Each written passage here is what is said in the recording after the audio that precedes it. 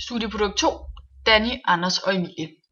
Vi har valgt at udforme et rollespil omhandlende energikrisen i Danmark i 1973. Spillet er målrettet de ældste elever i folkeskolen, altså 7. til 10. klassetrin. Vi vurderer, at der skal bruges ca. 8 lektioner på spillet, og man kan med fordel lave et tværfagligt samarbejde med samfundsfag. Rollespillet er bygget op omkring det folketingsvalg, der fandt sted i 1973 under energikrisen. Spillet kulminerer med en afstemning i klassen, som skal repræsentere valget i 1973. Forinden det skal eleverne, som repræsentanter for datidens politiske partier, finde på løsningsforslag til at få Danmark sikkert ud af den økonomiske krise, argumentere for deres partis sag, samt stille sig kritisk over for modsatrettede synspunkter.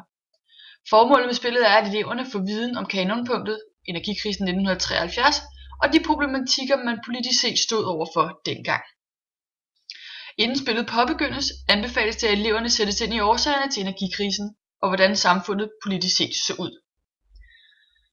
Og hvis vi skal forklare, hvordan spillet helt præcis kommer til at forløbe, så starter vi heroppe inden forløbet. Der er der en optakt, hvor læreren skal præsentere scenariet, som jo her er folketingsvalget i 1973, hvor Danmark står over for en energikrise. Og læreren skal derefter opsætte nogle realistiske konsekvenser, der kunne opstå, hvis man ikke kommer godt ud af krisen. Så begynder spillet, og i fase 1, der skal eleverne deles ud i forskellige partier og få uddelt mærkesager eller holdninger af læreren, så de ved, hvad deres parti står for. Eleverne uddeler roller inden for partiet. En skal være partileder, en skal være ordstyrer, researcher og forskellige andre roller. Partierne diskuterer nu, hvordan de mener, at krisen kan løses, uden at de går på kompromis med deres politiske holdning. I fase 2 så skal partierne nu deltage i en offentlig debat, hvor et par repræsentanter for hver parti deltager. Her diskuteres mulige løsningsforslag på krisen, og der debatteres. De elever, der ikke deltager i debatten, fungerer som journalister, der skal stille kritiske spørgsmål til alle partierne. I fase 3 skal der nu afgives stemmer. Vi har altså folketingsvalget, hvor partierne og eleverne ikke må stemme på deres eget parti, og til sidst afsløres resultatet, og vi skal se, hvad for nogle partier, der har vundet. I fase 4 skal eleverne søge at danne en regering ved at forhandle med hinanden politisk set. Og de skal altså have noget viden om, hvordan man skal danne en regering.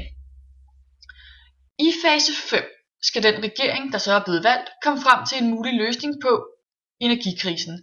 Hvad kan man gøre for at komme bedst muligt ud af den, og det skal fremlægges for resten af klassen, og oppositionen skal kommentere på den. Til sidst så skal eleverne træde ud af deres roller, og der sammenligne deres resultater med virkeligheden. Hvad for nogle valg vil de her elever have taget, men hvad for nogle valg blev der taget i virkeligheden, og hvordan så krisen egentlig ud. Som afrunding og evaluering har vi 2 forskellige opgaver.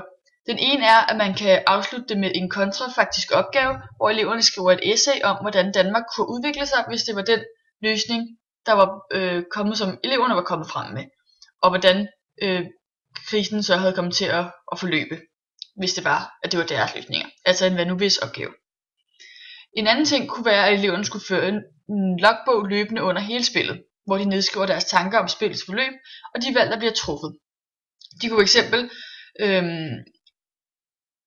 perspektivere til, hvad for nogle konsekvenser der kunne være i de beslutninger, de tager, om de selv er enige i deres partis strategi omkring den her sag, hvad for nogle ting de får gennemført, hvad for nogle ting de ikke får gennemført, og hvorfor de tror det. Og ja, det var vores spil om energikrisen.